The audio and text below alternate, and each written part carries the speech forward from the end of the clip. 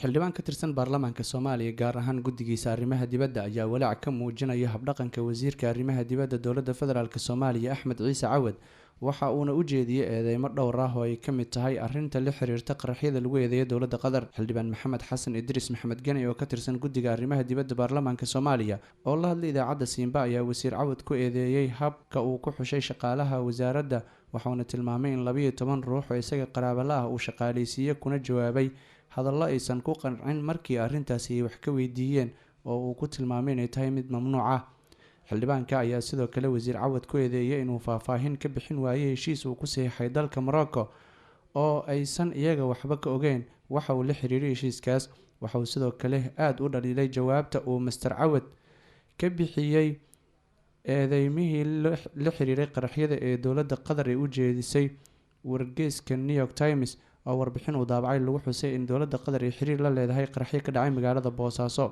xildhibaanku waxa uu sidoo kale wasiir Cawad ku sii eedeeyay in uusan doonayn hadda baaritaan dhab ah in lagu sameeyo warbixintaas ku aadan qaraxyada waxaana uu wasiir Cawad ku dooday in taasi ay tahay mid la xiriirta arrimo siyaasadeed. dowladda Qatar ayaa warbixinta lagu sheegay in qaraxyada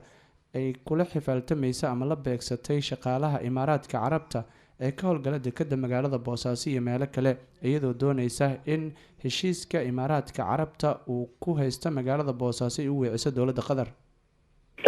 runtii jawaabta kuma aanan qancin wasiirka jawaabaha uu la siinayo waxaa ka mid ahayd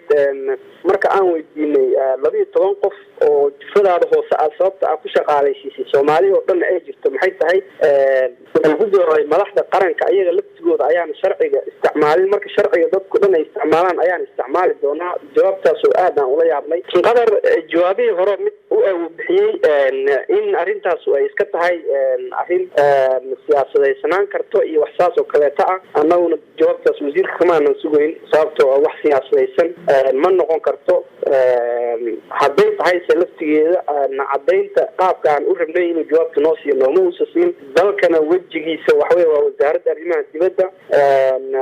sharafta qarannimadeennana waxay ku jirtaa in dadka dalkeena gudihiisa ku jira ay nabad geli karaan marka haddii dowlado kale dalkeena gudihiisa ay isku ceyrsanahayaan oo laga yaabo inay siyaasado kale isku haystaan marka in halkaan laisku ugaarsado annagu qaraamadeenay luminaysaa marka taasina waan ka qanci weynay jawaabtuuna siiye marka waxaan ku qabtanaanay su-aalaha oo dhanba maadaama uu naga qancin waayey in baarlamaanka aan uga wacno asna waa u sheegnay.